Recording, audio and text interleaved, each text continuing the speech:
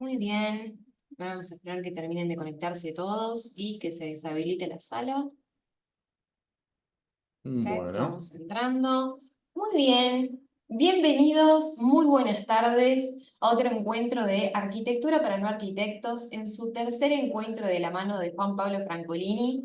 En el día de hoy, Juan Pablo Francolini es investigador independiente sobre mitología, arquitectura, símbolos, astrología, súper interdisciplinario, de una trayectoria, de una investigación propia e independiente de sumo valor y trascendencia para mucha gente y de gran agradecimiento para mucha gente por sus estudios. Así que, Juan Pablo, bienvenido. ¿Cómo estás? Estoy muy feliz de tenerte nuevamente hoy acá conmigo.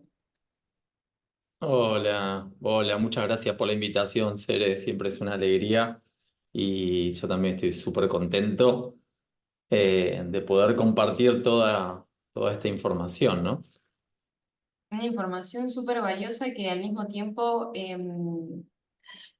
representa mucho todo lo que has hecho, todos los lugares donde has estado. Yo sé que yo ya lo sé y sé que en un momento te lo pregunté, pero el público se renueva, la gente se renueva, la gente necesita volver a recordar y yo quiero que nos cuentes cómo es que empezó este gran camino, primero como un investigador independiente y segundo, arrimando tantas áreas, ¿no? Arquitectura, astrología, simbología, mitología, muchísimos que se retroalimentan, pero sí se presentan. ¿Cómo fue este amor por descubrir el pasado y comprenderlo? Y aprender el lenguaje del universo. Claro, y bueno, ahí vos un poco das la clave, es amor, ese amor por todo esto, es una pasión, digamos, que de alguna manera empecé muy chiquito, ¿viste? Mi tía me regalaba libros de Egipto y yo me disfrazaba de egipcio, ¿viste? Esas cosas que tienen los nenes. Siempre me apasionaba, ¿viste? Leía mucho desde chico, te estoy hablando 6 7 años, yo ya tenía, a los 9 ya tenía mi biblioteca de Antigua Grecia, Antiguo Egipto, aztecas, mayas, como las culturas clásicas de la antigüedad. Y nada, siempre fascinado. Y después a medida que fui creciendo empecé a viajar, empecé a investigar, también empecé a investigar mi propia conciencia, ¿no? A través de lo que son las ceremonias, los rituales. Después estudié un poquito de psicología transpersonal, lo conocí a Stanislav Grof. Entonces, bueno, se empezaron como a unir estos mundos que tienen que ver con la psicología, que tienen que ver con la filosofía, que tienen que ver con la arquitectura antigua. Y después el trabajo de campo, ir a los lugares, viajar y la percepción en los lugares, ¿no? Porque esto no es simplemente arquitectura, eh, es mucho más que esto, ¿no? Es un espacio donde tu conciencia y tus emociones se ven expandidas, se ven estimuladas. Imagínate entrar a un templo que el techo sea turquesa, lleno de constelaciones y de los movimientos de los planetas.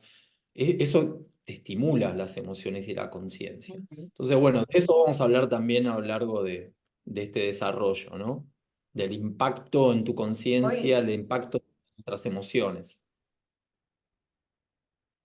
y en especial encima del día de hoy trajiste una temática muy interesante y quiero contarles que hace muy poquito, de hecho, Juan Pablo tuvo la oportunidad de estar ahí con un grupo de gente que estuvo realizando un hermoso viaje que ya nos irá a contar un poco también en relación. Pero esta pasión por buscar, por estudiar, y más que nada recién dijiste algo súper importante, ir a ver y buscar las cosas de forma eh, sensorial, ir, medir, buscar. Quiero que me cuentes un poco de lo que ha sido justamente ese trabajo de investigador y gran explorador que has ejecutado durante este tiempo. Has estado trabajando, por ejemplo, buscando, viendo, haciendo relevamientos sobre el lugar, midiendo frecuencias, orientaciones en México. ¿Cómo te fue ahora en Egipto, por ejemplo? Contanos un poco de esta última experiencia. ¿Era la primera vez que estabas viajando a Egipto o ya estuviste antes? No, fue la primera vez digamos, no había ido antes y fue hermoso. Estuve en 16 sitios sagrados, entre pirámides y templos, sumaron 16. Hice mediciones, también estudios, las piedras, las orientaciones astronómicas. bueno, todo esta complejidad que tiene que ver con la construcción antigua, ¿no? La selección del terreno donde se va a poner la estructura, la orientación hacia los astros, la matemática, la geometría, ¿no? Toda una serie de elementos que hacen a la construcción antigua que le dan su peculiaridad. ¿Por qué te impacta tanto en las emociones? ¿Qué es lo que te pasa al estar adentro de unas estructuras? Que se da por todos estos elementos, ¿no? Que no son azarosos. Acá hay un conocimiento y que nada tiene que ver con la superstición y nada tiene que ver con una pretensión de parte nuestra de verlos desde arriba a ellos, porque ni siquiera podemos explicar el corte de las piedras. Después vamos a hablar un poco de otras teorías como la utilización de cemento, ¿no? Hay Bien. muchos indicios que hablan de que utilizaban cementos, ¿sí? Bien, y ahora, devenido de toda esta información que fuiste recaudando durante un tiempo, recién señalaste que desde los 9 empezando a juntar tu primera biblioteca, tus libros sobre las civilizaciones antiguas, empezar a tener esta conexión con estos lugares que de alguna forma te están llamando y te están invitando quizá, a descubrir cosas o ser un eslabón más de todo lo que estás juntando y relevando. ¿Cómo fue? Para este primer encuentro con esas pirámides, ¿le podrás contar a las personas y a la gente qué experiencia vivencial tuviste ahí? ¿Qué pudiste ver? Porque en el sentido de lo siguiente, ¿no? Em, Juan Pablo tiene una gran cantidad de conocimiento y sabiduría encima sobre la antigüedad, sus símbolos, sus ritos, sus culturas, lo que creían, etcétera. Llegar a un lugar como esas pirámides, verlo en persona, poder tocar, poder realmente ver el efecto que tiene el edificio en las personas, cómo eso se encuentra en la realidad. Uno está acostumbrado a verlo por la tele, pero una figurita no es tan sencillo llegar a ese lugar y no es tan Claro. sencillo tampoco entender ese lugar, qué es lo que significa, cómo es que trabaja, qué sensaciones tienes. Quiero que antes de que nos emprendamos este hermoso viaje con vos sobre las pirámides del mundo y que podamos viajar momentáneamente y nos lleves y nos cuentes, nos ilustres y nos ilumines literalmente, quiero que nos compartas para vos, una persona con todo ese conocimiento, toda esa sabiduría que llegó a ese lugar sabiendo un montón de cosas. ¿Cuál fue la sensación más extraordinaria que tuviste ahí adentro? Em, fue entrar, o sea, hubieron varios momentos donde los pelos se ponen de punta y te agarra un escalofrío y llorás y las lágrimas se te caen de emoción, de alegría, de felicidad, porque estás conmovido, no sabes de qué estás conmovido, el espacio te conmueve. Pero sin duda cuando entré a la Gran Pirámide y estuve en la recámara del rey, que bueno, en Egipto hay una idiosincrasia que es la propina, todo se maneja con propinas, vos dándole propinas. Entonces hay espacios que están abiertos, pero cuando ellos ven, digo, los guardias del lugar, los que son los guardias de los espacios, cuando ven que vos estás interesado, que estás mirando, que querés meterte por un lado, automáticamente se te acercan a pedirte plata.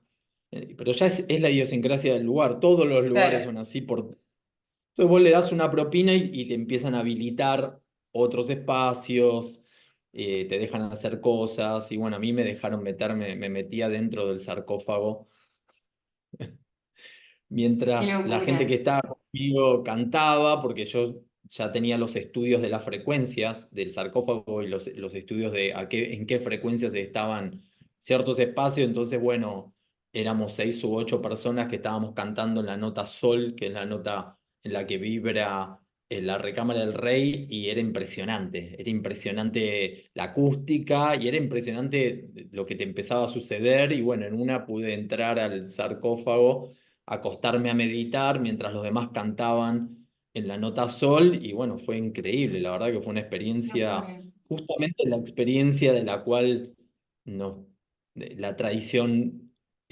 nos instruye acerca de qué son las pirámides, que lejos de ser eh, tumbas, son lugares de transformación, son lugares de proyección hacia el universo, de expansión de la conciencia. de una elevación de tus sentidos, ¿no? Bueno, todo eso doy fe de que sucede. Y antes última preguntita, que bueno, viene en relación justamente a esto que mencionas. Cuando estuviste ahí, digamos, se podría decir que estas pirámides, estas construcciones, bien tenían algún fin justamente curativo, de sanar o algún tipo de conexión o algo más trascendental y profundo. Cuando estuviste ahí, te dijeron, pueden estar dentro de la pirámide un tiempo indeterminado, debe ser corto, desde mi ignorancia, la verdad, siempre he visto Claro, que deben pasar muy poco tiempo ahí adentro.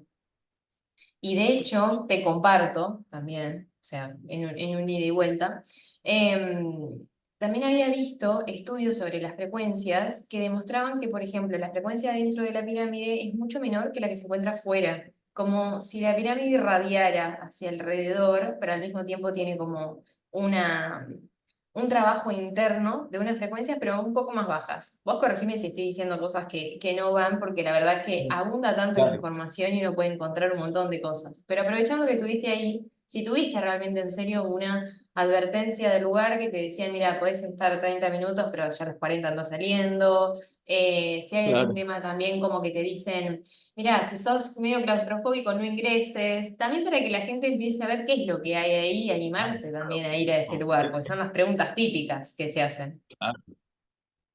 No, claro, claro, no, el lugar es un lugar iniciático en el sentido de que es un lugar ceremonial, las entradas son angostas porque representan el canal de parto, entonces no podés, no es un lugar cómodo porque justamente parte de lo ceremonial tiene que ver con esto, con reproducir la cuestión del nacimiento, porque lo que se está tratando a nivel espiritual es a un nacimiento a otro tipo de vida, que es la vida espiritual.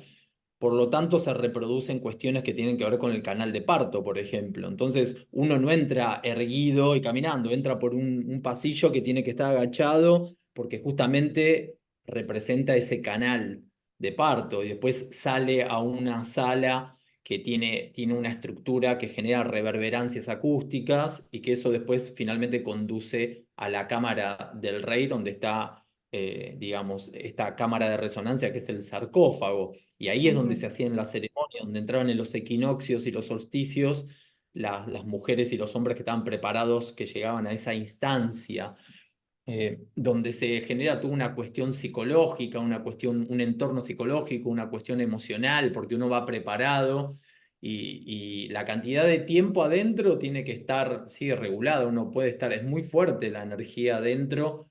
Las frecuencias son ultra bajas, son ultra low frequencies, porque trabaja a nivel de 6 Hz, por ejemplo, trabajan en frecuencias muy bajas porque son las frecuencias en las que funciona nuestro cerebro, las ujú, ondas alfa, las ondas delta, las ondas teta, que son las frecuencias cerebrales a las que te induce el espacio, o sea, el espacio induce a estados que son de meditación profunda, donde en esos estados de meditación profunda se dan ciertas experiencias.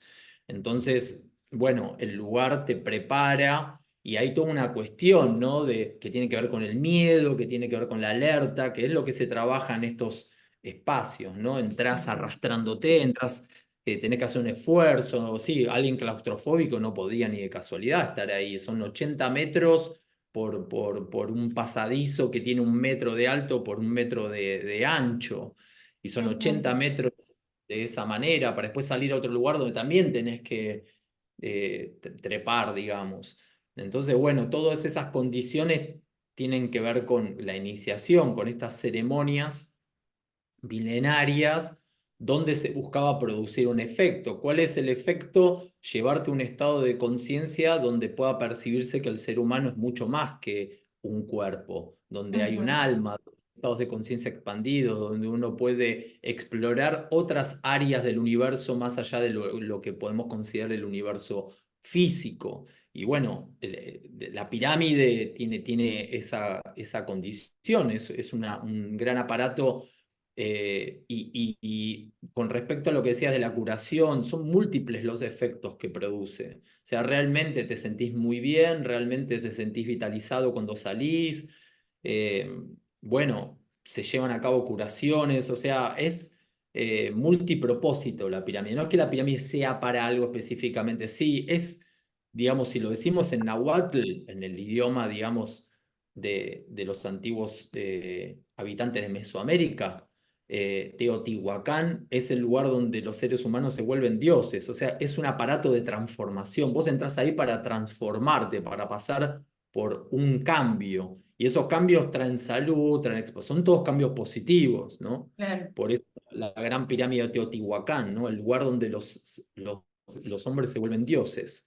Y tiene que ver con eso, es un dispositivo de transformación que acelera la evolución humana, que te lleva a experiencias que por ahí nosotros no tenemos, no son accesibles, pero cuando vos estás ahí, el lugar que eligieron, el tipo de matemática, el tipo de geometría, el tipo de filosofía, la orientación hacia los astros, la elección electromagnética de un lugar muy fuerte donde hay mucha diferencia de potencial eléctrico en el suelo, toda esa serie de cosas hace, junto con la geometría, la matemática, la alineación astronómica, todo un combo, digamos, toda una serie de condiciones que cuando vos estás ahí te impacta en tu sistema nervioso de una manera que te lleva a experiencias que de otra manera quizás no tendrías acceso. Y eso, bueno, Ujú. te abre a lo que es la espiritualidad de esta gente, que es Claro. un dispositivo de evolución, que acelera la evolución. Y cuando estuviste ahí, ¿tuvieron algún tipo como de requisito en relación a entrar descalzos, con ropa blanca? Yo te observaba vos que estabas con unos indumentos muy particulares, por eso también no sabía si eso era parte de el No, respeto también en el lugar, o bueno, decisiones propias también tuyas de entender y saber exactamente a dónde estabas y bueno, hacerle honor a eso. No sé si eso también era algo, un requisito que les ponen o no dicen sí, nada, eras vos mismo.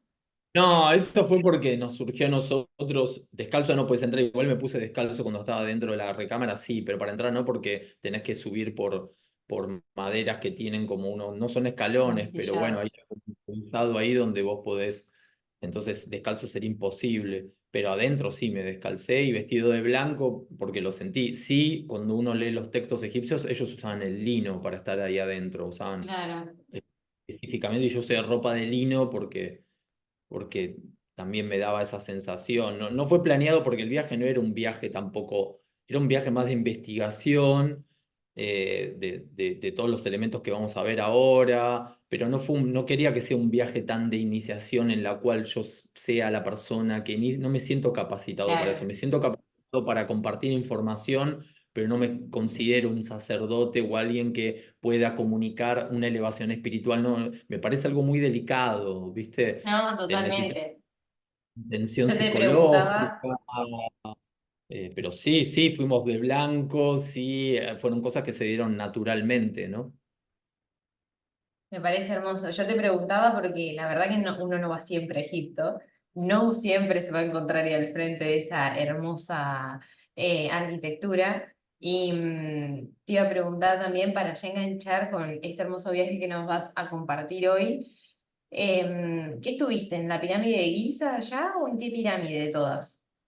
Estuve en la pirámide de Giza, que son tres, Sí. estuve en Dashur, donde está la pirámide roja, que se supone... Entonces, dentro de la pirámide de Giza, ¿no? Alrededor, también pudiste ver la esfinge, o sea, pudiste ver absolutamente todas esas cosas. Y perdón Los por templos. la ignorancia de mi pregunta, pero ¿pudiste tocar todo lo que era paredes y eso lo podés tocar o no está permitido tocar? Sí, sí, está, podés, sí, tocar las piedras, las ves. No, vos, Cere, vos ahí te volvés loca. La arquitectura tiene Se me la sale el escala, corazón. la escala, la escala es increíble. O sea, el Ay, tamaño que tienen las sí. cosas, el tipo de encaje, el tipo de corte de las piedras, el tipo de ensamblaje, Ujú. el templo de Kefren, el templo de que está delante de la esfinge, Sí, tiene losas de aproximadamente 40.000 kilos, 60.000 kilos. Los ensambles son limpios, son impecables, no usan sí. juntas, las juntas son son impecables y Sí, no tienen adhesivos en las juntas, o sea, las piedras encajan una con la otra de una manera impresionante, los dinteles son enormes, el piso es de alabastro, o sea, hay mucho cuidado en la selección de piedras, los suelos no son los suelos, o sea, pusieron revestimientos de basalto, revestimientos de granito, revestimientos de alabastro. claro, eh, y muchas peculiaridades, el tipo de encaje, las piedras de las esquinas. Los esquineros no ponen dos piedras, sino que es la misma piedra que está trabajada de tal manera que continúa, y la de una cara continúa para una, la de la otra para el otro, y está todo como encajado de una manera sorprendente. Es granito en muchos casos, en algunos caliza, en otros, pero el granito es una piedra durísima. Bueno, sí, ya vamos a hablar a lo largo de la charla, voy a mostrar muchas cosas que observé ahí, sobre todo hermoso. en la piedra caliza. El gran arquitecto, sacerdote, médico, astrónomo Imhotep dejó muchas pistas en Saqqara acerca de lo que estaban haciendo, cómo las hizo las pirámides. Imhotep lo deja eso por escrito. Así que bueno, nos vamos a adentrar en este viaje y vamos a compartir toda esa info, ¿no? Dale, me parece hermoso. Entonces, comenzando con este gran viaje sobre las pirámides del mundo, pues sabes que a modo así, en muchos textos de muchos sabios y muchos estudiosos de otros tiempos, cuentan que todos viajaban, todos hacían un viaje a Egipto y todos terminaban hablando con algún maestro egipcio que les contaba un montón de cosas. Leonardo da Vinci, bueno, tiene todo un viaje con eso. Él viaja a Egipto y después cuando regresa tiene muchísimas pinturas que terminan haciendo piecitas, piecitas y piecitas que siempre van a Giza, siempre van a la pirámide de Giza, que hay una gran investigación que lleva adelante Robert Grant con eso. Así que hermoso empezar este viaje con vos. Empezarás con la pirámide de Giza, la querida pirámide que esconde 12 constantes matemáticas y que por eso es tan importante entre tantas. Sí, igual voy a estar como muy tranqui con la matemática, no voy a meterme mucho en eso, pero no, vamos a empezar con la pirámide de Cholula A en ver, México, que te seguimos es entonces. doble de grande que la de Giza. A todos los participantes que están en este momento en el Zoom tienen la libertad de tanto preguntar por el chat como levantar la mano o hacer alguna seña para poder reactivarle el micrófono quien quiera participar. Juan, estamos listos para que nos Lo conduzcas en único, este hermoso viaje. dale, gracias, Sere. Lo único, déjeme que haga el desarrollo, ¿sí? Porque son 140 láminas que van a ir muy rápidas, ¿sí? Vamos a tener una hora más o menos, y después charlamos un poquito. Guarden las preguntas más para el final porque si tengo intervenciones no voy a poder llegar a hacer el desarrollo. Permítanme que primero exponga y después lo charlamos, ¿sí? Y vos podés hacer eso, Cere, vos si Sí, querés intervenir, pero más es como digamos, de moderadora y al final lees las preguntas y eso. dale, perfecto, te seguimos, Juan Pablo. Ok,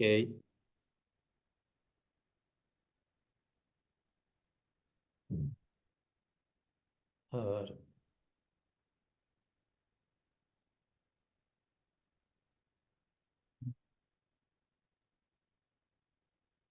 Bueno, ahí se ve la imagen. Sí, pirámides del mundo, sí, sí. Bueno, Lo que sí perfecto. ya no te Bueno, vemos a vos. No sé si eso... no, sí, sí, porque va a funcionar mejor la velocidad sin imagen, funciona más rápido los datos. Bueno, ok. Sume mejor la Estamos imagen así. contigo.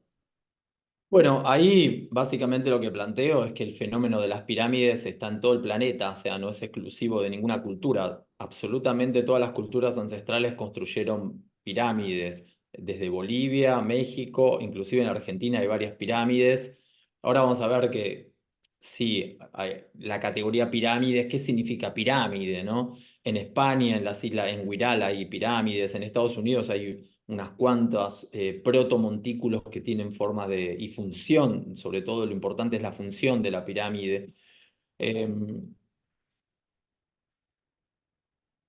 se han encontrado, se siguen encontrando pirámides con el LIDAR, que es este sistema de láser de triangulación satelital con láser. Se pueden mirar debajo de la vegetación y ahora se han encontrado en Bolivia nuevas pirámides y se van a seguir encontrando porque hay por todo el planeta pirámides y se siguen descubriendo hasta el día de hoy. ¿Qué significa pirámide? Pirámide viene de pira, que es fuego, y mid, que es medio. Entonces, pirámide no es tanto una estructura geométrica como algo que tiene la función en la cual arde un fuego en el medio, ¿sí? Esa es la traducción de la palabra griega pirámide.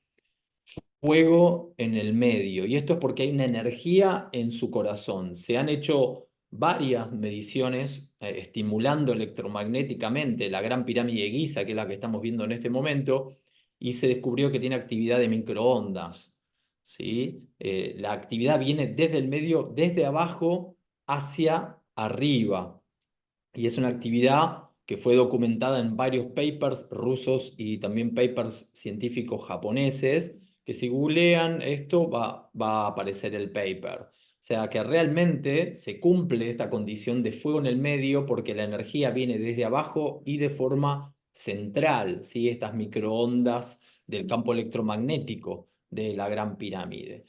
Ahora, súper interesante, como decíamos recién, yo acabo de venir de Egipto, pero también estuve en Mesoamérica y hay un punto que no es muy conocido, que es que la pirámide más grande del mundo no está en Egipto, está en México, que es la pirámide de Cholula. La pirámide de Cholula tiene una base del doble de la gran pirámide de Giza, ¿sí? Son varias pirámides, esto fueron construcciones que se fueron haciendo en distintos niveles, lo que nosotros a veces en arquitectura le decimos palimpsesto, que es sobre edificación. Esto se observa también en todo el planeta. ¿Qué quiere decir esto? De alguna manera, de que son lugares que son sagrados hace miles y miles de años y se vienen construyendo encima porque las culturas se van superponiendo y se mantiene la sacralidad de este espacio. Cholula aproximadamente tiene, son como 7 pirámides una dentro de la otra, está sobreconstruido.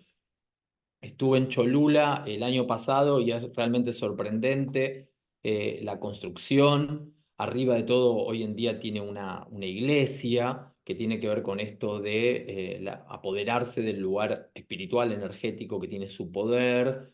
Eh, Ahí hay algunas fotos mías en el sitio, en Cholula. Cholula tiene una base de 450 metros contra 230 que tiene la Gran Pirámide de Giza, tiene el doble. No es alta, no es tan alta como la Gran Pirámide de Giza, pero el volumen total es mayor en general, ¿sí? Porque si bien tiene casi la mitad de la altura, un poco más de la mitad, depende cómo se mida eso, porque la pirámide no se sabe bien hasta dónde llegaba de altura, estoy hablando de la de Cholula, la base tiene casi el doble, es enorme, es muy, muy hermosa esa pirámide. Recordando esto, que en pirámide hay muchísimos tipos, perdón, en México hay muchísimos tipos de pirámides, hay pirámides circulares, estuve en Teuchitlán y hay pirámides que son circulares, son increíbles, son hermosas, tienen una arquitectura increíble y hay muchos tipos de pirámides y hay muchísimas, hay mucho más pirámides en Ecuador y México que en Egipto.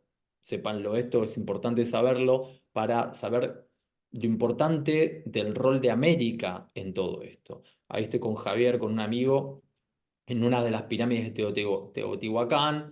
En estas pirámides se encontró mercurio, se encontró figuras que tenían unas ofrendas con unas vasijas que estaban llenas de mercurio y en Teotihuacán se encontró un conducto con mercurio líquido. Es una particularidad muy interesante. Y también se encontró que estos túneles estaban recubiertos artificialmente, no era que con pirita, ¿sí? Todos estos materiales son realmente llamativos porque no cumplen funciones ornamentales, parecen que son materiales que están mucho más relacionados con una cuestión electromagnética que con una cuestión de ornamento, ¿sí? ¿Por qué digo esto? Porque la pirámide de Teotihuacán tiene un revestimiento de mica y la mica es un aislante. Entonces hay ciertas cuestiones técnicas que tienen que ver con generación de energía, acumulación de energía, aislamiento, ¿sí? Aislar. los campos, que parecen que son como un cable coaxil la pirámide. Realmente tiene por los distintos materiales y el orden de los materiales, como la piedra caliza, el granito, que son materiales que ionifican el aire, ¿sí? El granito genera ionización y la piedra caliza, alta en contenido de cristales, genera efecto piezoeléctrico. Entonces tenemos elementos materiales que generan electricidad espontáneamente, como el efecto piezoeléctrico, y tenemos otro material que aísla, ¿sí? Por eso les digo, esto genera toda una condición de cable coaxial, ¿sí? También vimos que había pirita, vimos que había mercurio. Todo esto realmente es para investigarlo, llama mucho la atención. Después, por otro lado, en México encontramos pirámides espontáneamente, ¿sí? Dos pirámides encontré, tres pirámides abandonadas, o sea, estaba yendo por distintos lugares y encontramos una pirámide. Hay muchísimas pirámides en México, ¿sí? Cuando llegaron los conquistadores, cuando llegaron a Tenochtitlán, declararon que era mucho más avanzado que cualquier ciudad europea del momento. Siguiendo en esta línea de revalorar también el patrimonio o los elementos arquitectónicos de la América nativa, no perdamos de vista Cochasquí, en Ecuador. Yo también estuve ahí investigando el año pasado, este sitio que están viendo ahí, que tiene las rampas muy parecidas a las rampas que tenía la Gran Pirámide de Giza. Eh, este lugar es maravilloso. En este sitio hay más de entre 12 y 16 pirámides que están en Ecuador. Estas pirámides tienen ciertas particularidades que son las que vamos a partir de este punto vamos a tomarlo de punto de partida, que son que están ubicadas en puntos geomagnéticos fuertes del planeta, o sea que hay diferencias de potencial eléctrico en el piso distintas a otras partes. Están alineadas con fenómenos astronómicos como solsticios, equinoccios, pero también con constelaciones, con estrellas como la estrella Sirio. Eh, Así que toda esta condición de geometría, matemática, elección del suelo, orientación astronómica, hace a la particularidad de lo que son las pirámides, que ya vemos que pirámide no es una forma geométrica, sino que significa fuego en el medio, esto que son portadoras de un caudal energético en su núcleo, ¿sí? Estas son las pirámides de Cochasquí. Ahí estoy en las pirámides de Cochasquí. Observen los bloques de construcción. Y este es el punto de partida del cual quiero señalar algo que es muy importante que comprendamos. Estas pirámides fueron hechas, estas construcciones están hechas con una forma de cemento, ¿sí? Con una forma de estuco. Eso que donde yo estoy sentado ahí, que es la pirámide, una de las pirámides de Cochasquí, eh, está hecho con una mezcla que se hacía con baba de cactus, en algunos casos orina y ceniza de volcán. Se llama bareque esta mezcla para hacer los bloques. El bareque, cuando estuve ahí en Ecuador, en Cochasquí, estuve en contacto con las culturas originarias. Hasta el día de hoy siguen haciendo bareque, siguen haciendo esta mezcla. La mezcla se hace de forma ceremonial, se va pisando elementos como paja, como juncos, mezclado con la ceniza volcánica, la orina, líquidos de plantas, y se va pisando mientras se baila y se canta. Con esto lo que quiero señalar son los aspectos de respeto que hay en la construcción, el respeto que hay por la vida en general en los pueblos originarios, donde nada está hecho al azar simplemente para ser habitado, todo está hecho con intención, todas las cosas están intencionadas y son coherentes. Los elementos hay siempre una coherencia, ¿sí? Ujú. Nada está puesto porque sí, Juan sino que está Pablo, dentro de un orden. Sí. recordame un segundo, esta foto justamente, ¿dónde específicamente está sacada? ¿En qué parte? Estoy adentro de la pirámide, esa es la estructura de la pirámide, una de las pirámides de Cochasqui en Ecuador, En Ecuador, donde Cochasqui en Ecuador. eso donde estoy sentado es durísimo, durísimo. Y en la foto no sé si lo ven, pero atrás hay una lechuza. Justo cuando yo me senté ahí, vino volando una lechuza y se puso atrás mío. Está Sobre como tu 3 4 mano derecha, ¿no? Tu Mi mano realmente mano, derecha. a ver, Ahí para, no, arriba. izquierda.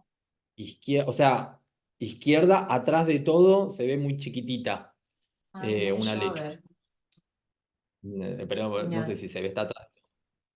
Ese bareque es durísimo, tan duro que está ahí después de miles de años. Y quiero, otra cosa que hay que entender es que la pirámide está enterrada. Eso habla del el sedimento, de cuántos miles de años pasaron. Son muy antiguas estas pirámides, no son incas. Esto es pre-incaico. Esto de las culturas Kitukara que estaban ahí, tienen 6.000, 7.000 años de antigüedad. Es muy antigua esta pirámide. Estos son los montículos que están en Estados Unidos, que si los ven tienen formas de pirámides, son protopirámides. Acá hay algo que tiene que ver con la técnica de construcción. Primero hicieron montículos, o sea, apisonaron la tierra, juntaron tierra y armaron estructuras donde hacían las ceremonias, donde observaban las estrellas, donde los equinoccios y los solsticios se reunían en ceremonias, donde los astrónomos y las astrónomas miraban el cielo y tomaban con palos, con neomones, con teodolitos, tomaban medidas para saber dónde estaban los solsticios, dónde estaban los equinoccios, y con distintas herramientas hicieron los primeros calendarios y elementos astronómicos de observación. Pero es llamativo que las protopirámides, esto quiere decir las primeras pirámides, están en América. Estos montículos aparecen a lo largo del Mississippi y tienen 10.000 años aproximadamente. Son muy antiguos, son del paso del Neolítico, del Paleolítico al Neolítico. Son muy, muy antiguas. Ahí tenemos algunos, estos son los montículos de los Cahokia en el actual Estados Unidos, eh, que eran con tierra, se apisonaban, se hacían paredes de contención, se le ponían plantas y se hacían estas pirámides que yo denomino protopirámides, que para mí es el origen de la construcción que después va a terminar siendo 100% de piedra. Estos son los montículos del Mississippi, si los miran no son muy distintos de una vista aérea de Giza, tienen la misma estructura piramidal, solamente que están hechos casi 100% de tierra apisonada. Esto que estamos viendo acá es de China, ¿sí? Estas son pirámides chinas. Si miran la vista aérea de las pirámides chinas, son muy parecidas a las de Estados Unidos. Todos países actuales, estoy diciendo, ¿no? Estas son las de China. Y estas son las pirámides de Huiral, todo lo que es la zona de Islas Tenerife, en España estoy hablando, ¿sí? Ahí están las pirámides. Y estas son las pirámides que están en el área de Caral, de Ancash, en Perú. Si uno mira el tipo de construcción de las pirámides de Huiral, de Tenerife y las pirámides de Caral, en Perú, tienen la misma técnica de diseño, tienen la misma tipo de estructura. Quiero llamar la atención sobre todos estos elementos, para que cada uno saque sus conclusiones. Estas son más de las pirámides de Caral. Es muy sofisticada la urbanística de Caral y hablamos de 5.000 años de antigüedad. No tomamos conciencia de que la academia está datando mucho más antiguas las pirámides, o por lo menos contemporáneas, las pirámides de Caral a las pirámides de Egipto. ¿Sí? Ahí vemos pirámides escalonadas satelitales y vemos lo que son las pirámides de Giza. Y ahí estoy en Giza, junto con la Gran Pirámide, es masivo. Estamos hablando de 2 millones de bloques. Los bloques más livianos pesan 2 toneladas, esto quiere decir 2.000 kilos. Eh, el terreno se hundió 8 milímetros. O sea, hoy en día amontonar 2 millones de bloques de piedra sin que el piso se hunda es todo un desafío. Esta gente lo logró con 8 milímetros de desviación. Es muy poca la desviación. Se calcula hoy en día para ese peso y ese tamaño 40 centímetros de desviación. Y para esta gente lo logró en 8 milímetros. Ahora bien, esto es una fotografía que tomé de uno de los bloques de la Gran Pirámide. Lo que está mostrando este bloque es algo muy raro, que es que la piedra caliza es una piedra sedimentaria. ¿Qué quiere decir esto? Se van muriendo en el mar los caracoles, los bichitos, y se van depositando en capas. Por lo tanto, las piedras son muy ordenadas en sus layers, en sus niveles, en sus capas. Pero cuando uno mira las piedras de la Gran Pirámide, esas capas están desordenadas. Y esto para mí tiene un porqué. Esta piedra fue diluida y vuelta a armar, es un cemento.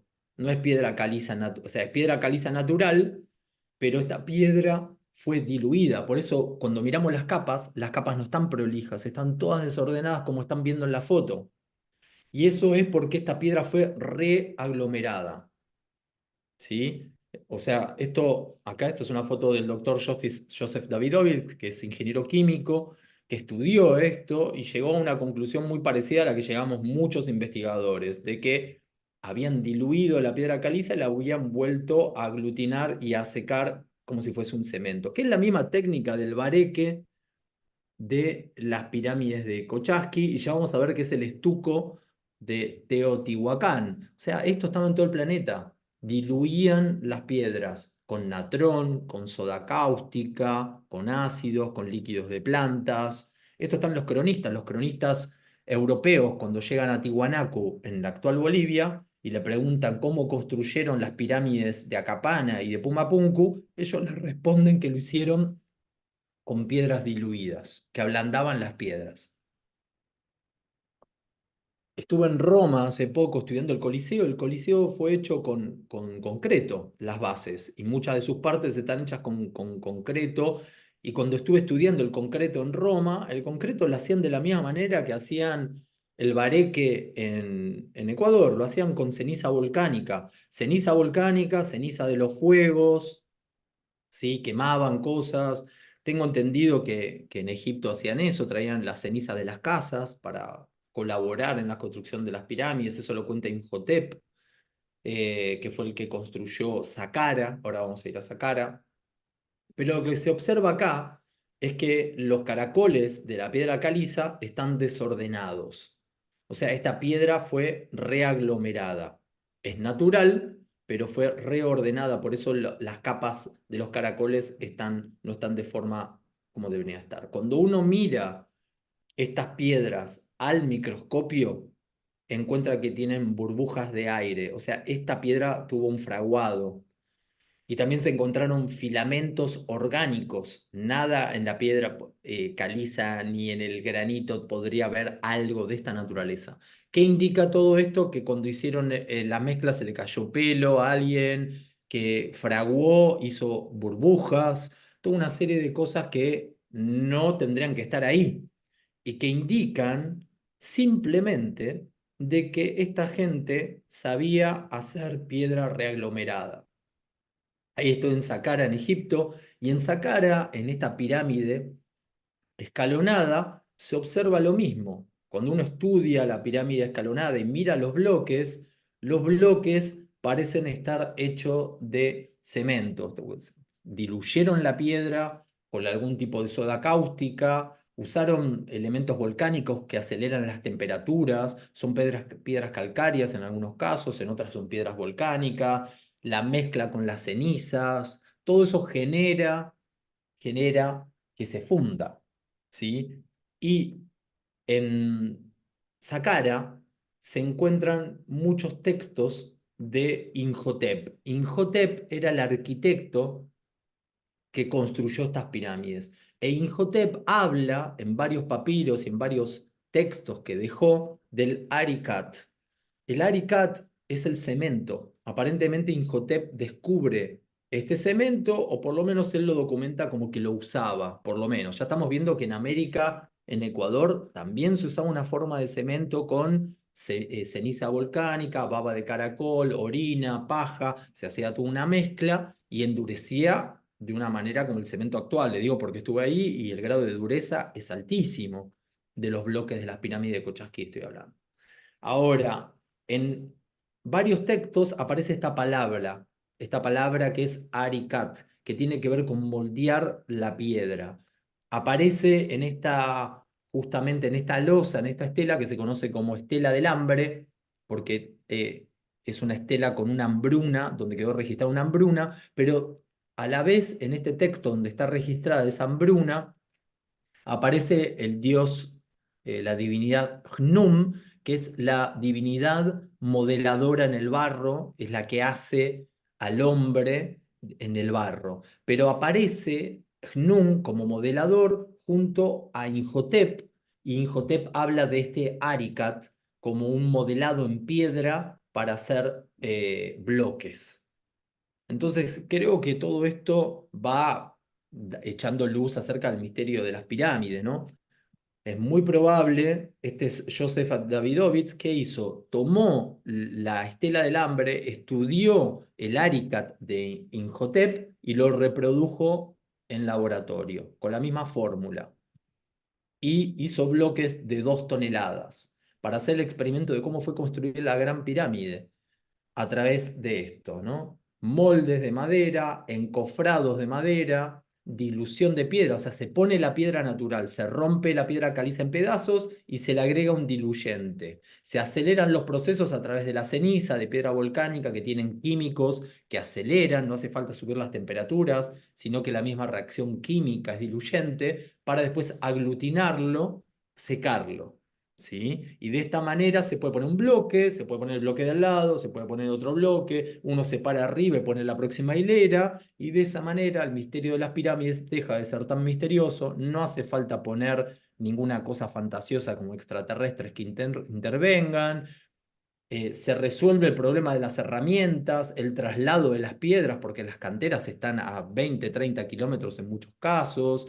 En otros casos las piedras son granito, que el granito es muy difícil de cortar con las herramientas del momento. Y vemos una solución racional, simple para este misterio. Y no deja de ser maravilloso. ¿Cuál es el punto acá?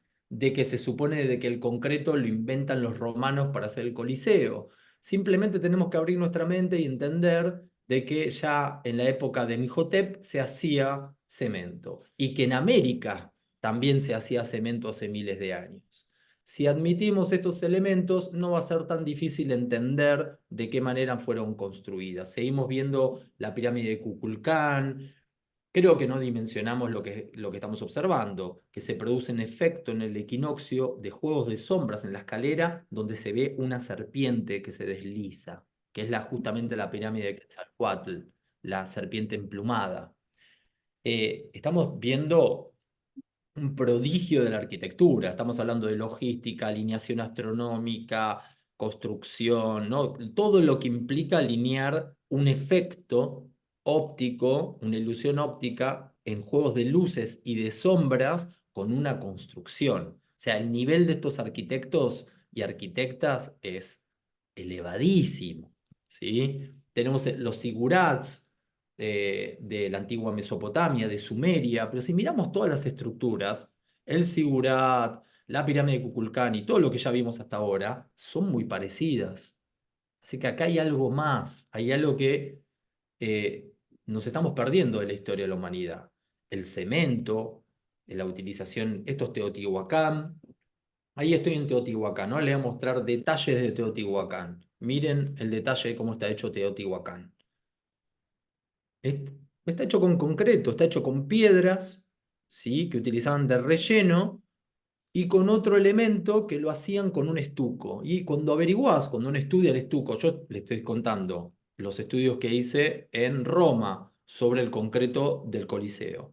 Cuando estuve en Ecuador, que me puse en contacto con la Universidad de Educación de Ecuador, cómo hacían las pirámides de Cochasqui a través del bareque, que se hacía con ceniza volcánica, baba de cactus, orina, y de varios elementos. Ahora, cuando estuve en México y estudié la pirámide de Teotihuacán y las distintas pirámides, uno ve esto. Y yo pregunté, ¿esto es moderno?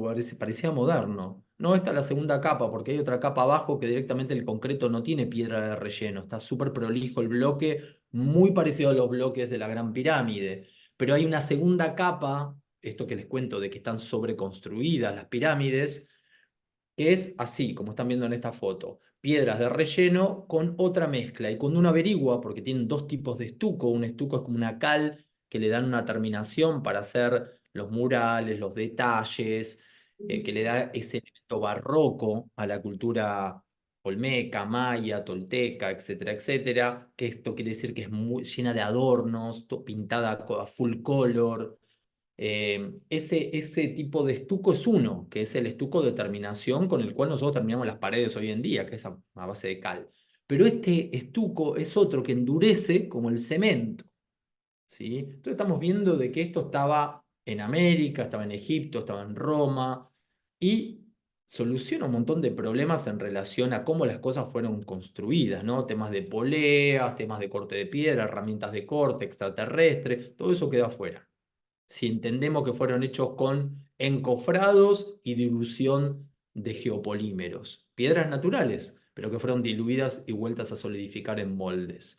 Se siguen encontrando ciudades enteras, o sea, la cantidad de construcciones de alto nivel evolucionado que hay en la antigüedad americana es sorprendente. Ahí estoy en Tajín, en Veracruz. Tajín parece un lugar oriental, parecen pagodas porque están, las puntas están dobladas hacia arriba, de la misma manera que una pagoda japonesa. Muy un estilo oriental. Y si miran, las ventanas, que son nichos donde había imágenes, son hornacillas, son 365. O sea, quiere decir que esto tiene una relación con los días del año. La conexión entre la estructura, la matemática, la geometría y la astronomía, más toda la parte telúrica, se da en todos los continentes. Esto es en Indonesia. Es muy parecida esta construcción a esta, en México, Veracruz. Tiene el mismo tipo de estructura, la misma cantidad de pisos, 7 pisos. La pirámide de Saqqara tenía 7 pisos. La pirámide de Tajín tiene 7 pisos. La pirámide de Acapana en Bolivia tiene 7 niveles. Se dan cuenta de que todo su conocimiento está volcado en la estructura. Plasmaron en la estructura todo lo que se sabía de la antigüedad. De alguna manera la estructura es como una especie de biblioteca lítica, se podría decir. Esto es en Indonesia.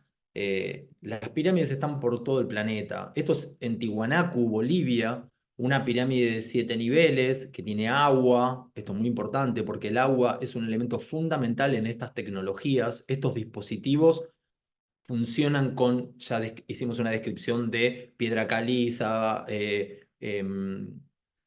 mica aislante, mercurio, granito, ¿sí? Y aparte de todo esto, siempre está presente el agua. Siempre a través de las pirámides, abajo y arriba, fluye agua, ¿sí? Y la alineación con las estrellas, ¿no? La pirámide de Acapana se sabe que está alineada con la Cruz del Sur, una constelación muy importante para los pueblos de Sudamérica. Ahí está la pirámide de Acapana. La pirámide de Acapana tiene un tipo de construcción intermedia. ¿Se acuerdan que le dije que los montículos del Mississippi eran montículos puramente de tierra apisonada? Bueno, esto tiene una segunda instancia, que es piedra apisonada con pared de piedra de contención. Entonces, yo creo que acá hay una evolución arquitectónica que va a culminar con la pirámide sólida 100% piedra, que viene de pirámides de montículos apisonados en pura tierra, para después a eso ponerle paredes de contención para que no se deshaga, y después culmina con la pirámide 100% hecha de piedra. Pero las protopirámides están en América, no se encontraron muchos de estos montículos en Asia, sí se encontraron en Indonesia y Gunung Padang, que es uno de los últimos descubrimientos, que está datada, es una pirámide que está datada en más de 20.000 años de antigüedad.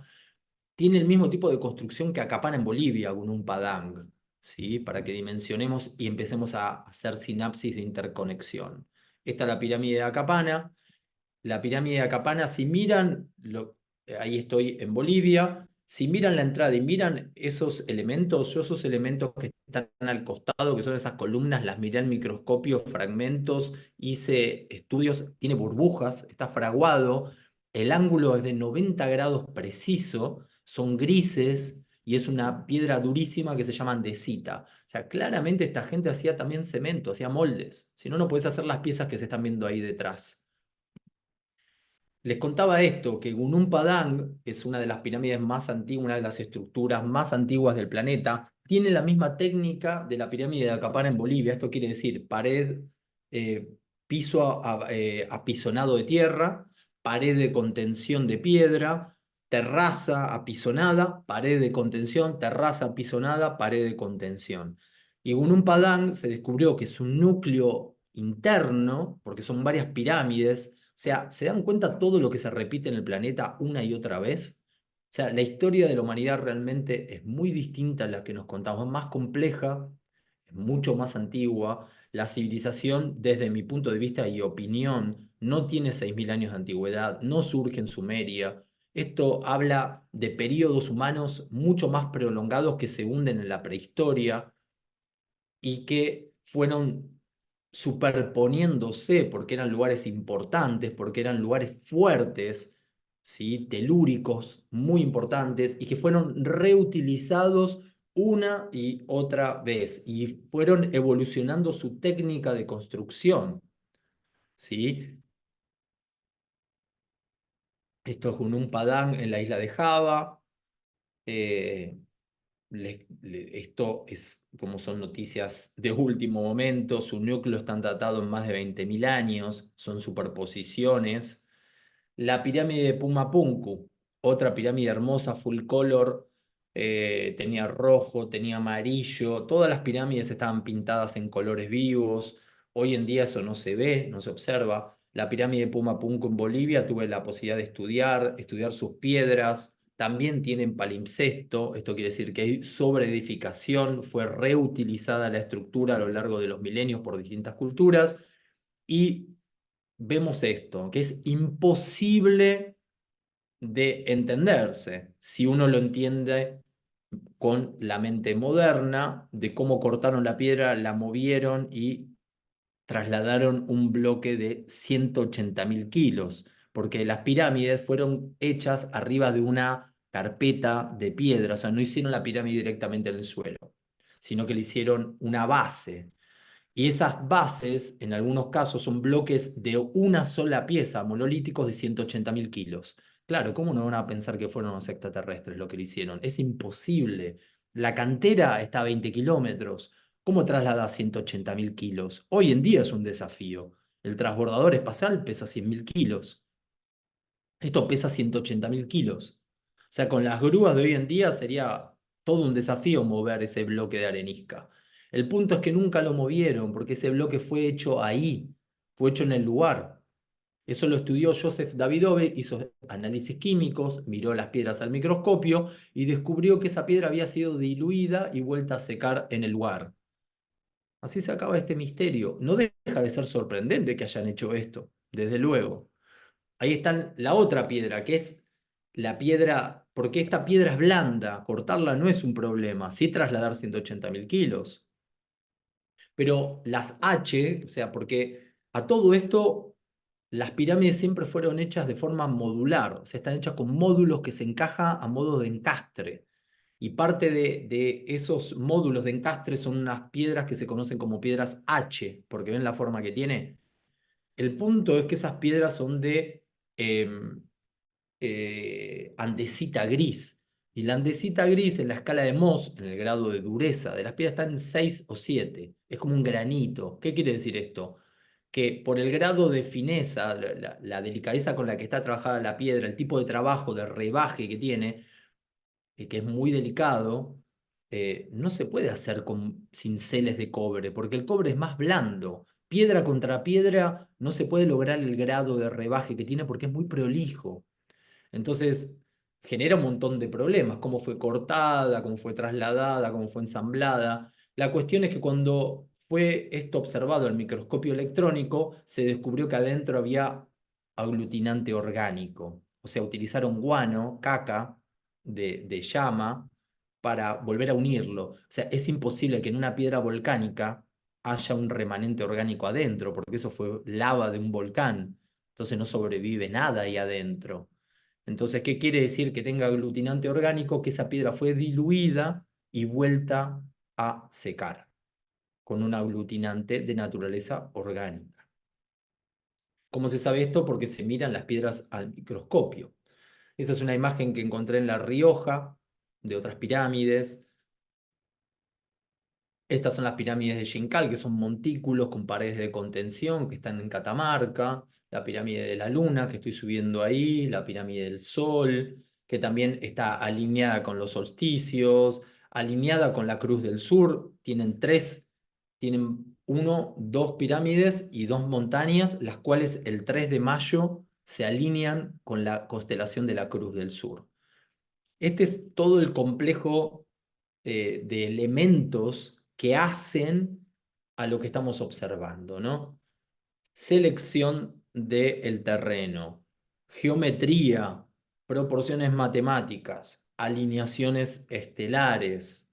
Todo esto hace a estas construcciones. Y de esto mucho no se habla en Argentina, es inédito.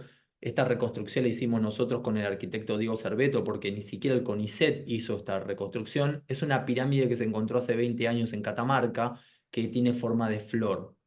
¿Sí? Se la conoce como Choya a esta pirámide. Es una pirámide muy chiquita, pero es una estructura, ¿sí? Ceremonial de forma lobulada que se encontró en Catamarca. ¿Por qué no se habla de esto? No lo sé, porque es una belleza a nivel arquitectónico, estético, es una pieza de arte maravillosa y que habla del carácter de la cultura Wada, de las culturas que habitaron el noroeste argentino, que eran muy avanzadas, eran muy sofisticadas y que muestran el nivel que habían alcanzado de civilización, ¿no? Nosotros hicimos esta reconstrucción basados en las pocas imágenes, aparte pues estuve en Catamarca varias veces estudiando estos fenómenos. Eh, bueno, un agradecimiento a Diego que hizo esta reconstrucción. Ahí estoy en Jujuy, en lo que se conocen como Antigales. No sé si alguna vez fueron un Antigal. Un Antigal es un lugar sagrado que es un montículo de tierra apisonado con paredes de contención. ¿Sí? Que era donde estaban los caciques, donde estaban los curacas, donde estaban las princesas, donde estaban los guerreros, que es un lugar elevado que hoy en día se los conoce como Pucará. Pero Pucará no es una palabra muy feliz porque Pucará es un lugar de defensa para la guerra y esto no era para la guerra y no era un lugar de defensa, era un lugar ceremonial, era una plataforma donde se podía contemplar el pueblo abajo con las casas, ¿sí? Las casas, ahí están los restos de las casas alrededor. Y lo interesante es que estos antigales, si ustedes miran, por ejemplo, este tiene tierra roja, este está cerca de Huacalera, no me acuerdo la ubicación de este antigal, pero si miran, no es la tierra que está ahí. Esa tierra la trajeron de un lugar cercano que era roja para hacer este montículo. Es un montículo artificial, no es un cerro natural. Es un montículo artificial. Y encontramos que varios de estos antigales, que están ahí con un circulito, que están en Jujuy, están alineados con Tiahuanacu. ¿Sí? ¿Cómo hicieron estos sin teodolitos? No entiendo cómo pudieron alinear desde Ecuador hasta Argentina, estamos hablando de miles de kilómetros, una serie de pirámides y de templos. Están todos sobre la misma línea. Esa línea se la conoce como Kapajñam, ¿sí? Y forman parte de un sistema de organización civil que se conoce como seques. Son sistemas radiales a lo largo de los cuales se sitúan los templos, las ciudades, los lugares importantes, que son líneas geodésicas. Son líneas que tienen diferencia de potencial eléctrico en el suelo, no es cualquier cosa. Juan, estas líneas son Sí, las llamadas líneas madre. seguro, de una manera. Nunca escuché como línea madre, pero Ujú. es muy probable. Se la conoce como Que, líneas de Lee. claro. También hay varios tipos de línea, no hay un solo tipo. Líneas de Hartman, líneas de Curry, líneas de Lee. Todo esto hace la diferencia de potencial en el suelo. Esto lo sabe cualquier agrimensor, ¿no? Porque los agrimensores trabajan con la diferencia de potencial del suelo para saber si es cultivable o no es cultivable. Mm. Si los animales van a tener una buena alimentación, van a estar estimulados eléctricamente o no. La selección de estos lugares corresponde a esos espacios telúricos. Sobre los espacios, puntos más fuertes, donde hay cruces de líneas, ahí pusieron sus templos. No creo que sea una casualidad porque eso se da en todo el mundo. ¿Sí? Esta grilla electromagnética es donde están los lugares más importantes del planeta. Donde está Teotihuacán, donde está Tiahuanacu, donde están las pirámides egipcias. Están en esos puntos, donde están los templos hindúes, están justo en esos nodos del planeta. Y la mayoría de los templos en el planeta están puestos en esos focos, en esos puntos neurálgicos donde se cruzan las líneas. Esas líneas telúricas se cargan al amanecer y se descargan al atardecer. Cuando el sol empieza a salir, carga de electricidad la línea telúrica. La línea telúrica a nivel suelo va fluyendo, va corriendo la electricidad de muy bajo voltaje, y cuando se cruza con otras líneas que tienen diferencia de potencial, se llevan a cargo descargas eléctricas, porque donde hay diferencia de potencial hay un voltaje. El voltaje, la carga voltaica se da cuando vos tenés una carga positiva y una carga negativa, una de mayor y una menor. Entre esas polos, que son mayores y menores, se da el arco voltaico. Y justamente una de las líneas eléctricas más grandes del planeta se cruza donde está la Gran Pirámide de Giza. Ahí se da ese cruce y ahí está la Gran Pirámide, donde están estas grillas y donde está ese cruce. También pasa lo mismo en Tiahuanaco y pasa lo mismo en Teotihuacán y pasa lo mismo donde está la cultura Mohenjo-Daro en India y donde están puntos muy fuertes de Australia, ¿sí? Entonces yo no creo que realmente esta gente la subestimemos. Me refiero a nuestros ancestros, abuelas y abuelos ancestrales. No podemos subestimarlos porque no es una casualidad. O sea, de alguna manera lo midieron, ya sea porque lo sentían o porque tenían dispositivos o porque eran como los saboríes que utilizaban varillas, lo que fuera, pero lo pusieron en esos lugares, ¿sí? Después lo que le contaba, el agua está en Acapana, tiene una parte con agua. Eh, Tiwanaku drenaban el agua artificialmente y navegaban para moverse dentro de Tiwanaku. Lo mismo hacían en Tenochtitlán. Tenochtitlán era una isla artificial. Hoy en día Angkor Wat tiene lo mismo. O sea, vemos repeticiones, esto es una reconstrucción de cómo era Tenochtitlán, con canales. En Egipto hacían lo mismo, llenaban todo de canales y navegaban para moverse y desplazarse dentro de la ciudad en barcos, en barquitos, en barcos de totora, en canoas.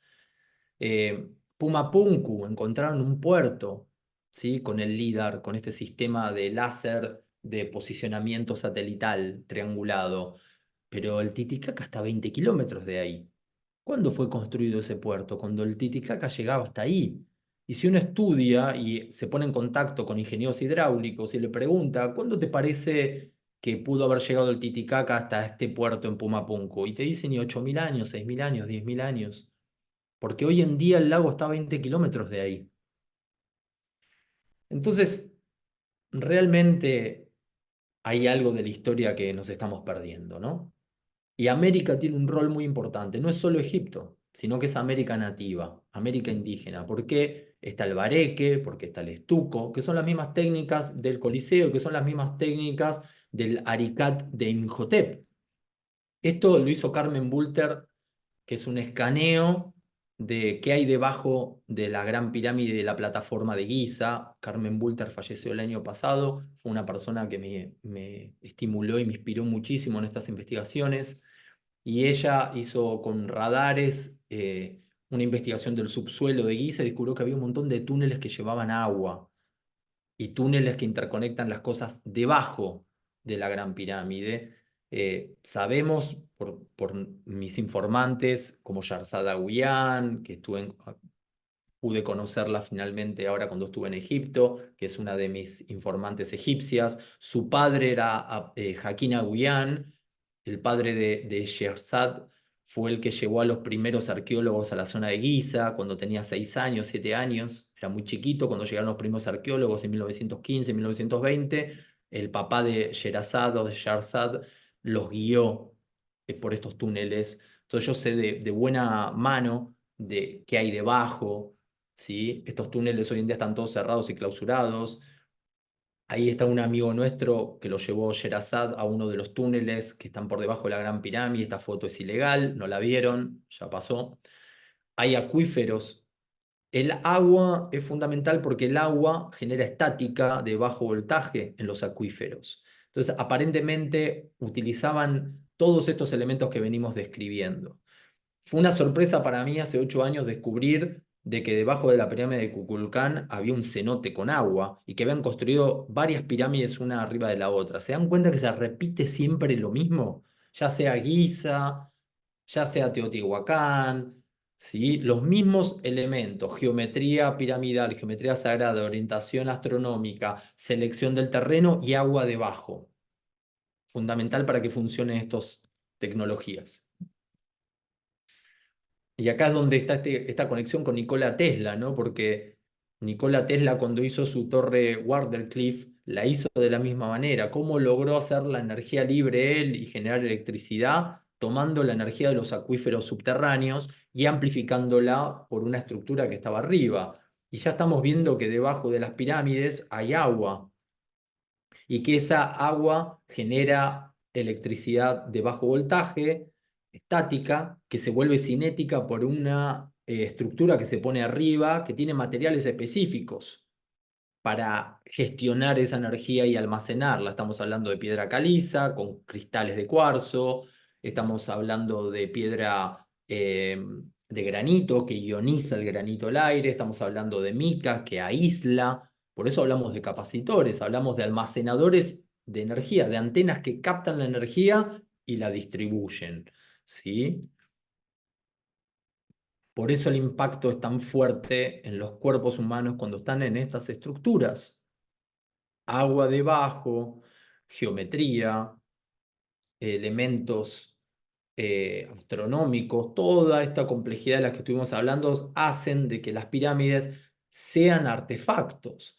Yo no sé si prendería una lamparita, yo no creo que sea tecnología como nosotros la entendemos hoy en día, yo creo que es tecnología sagrada, yo creo que es un tipo de tecnología que estimula a través del efecto piezoeléctrico, a través de estos cristales que están en las construcciones, el cuerpo humano y la conciencia, nuestras emociones. ¿Para qué? Para sanar, para generar estados de conciencia expandidos, para generar comprensiones de los mundos emocionales a través de una experiencia emotiva, una experiencia del orden de lo estético. Por eso la belleza la vas a encontrar en todos estos sistemas. Y el otro punto de esta tecnología es la acústica. Porque si fuesen lugares para los muertos, ¿para qué se preocuparon tanto en hacer bóvedas? Yo cuando estuve en la pirámide de Menkaure cantando, la pirámide de Menkaure era un arco. Se supone que la bóveda la crean los griegos, los romanos. Sin embargo, en Egipto, 5.000 años de antigüedad, ya tenían bóvedas, tenían arcos con bóvedas, completamente llenos de acústica.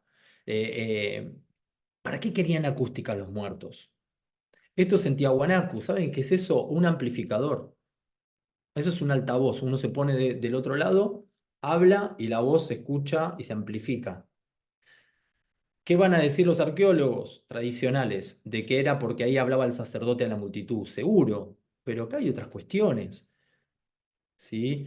El famoso experimento de aplaudir enfrente de las pirámides mesoamericanas, en la de Kukulcán, por ejemplo, en Teotihuacán lo mismo.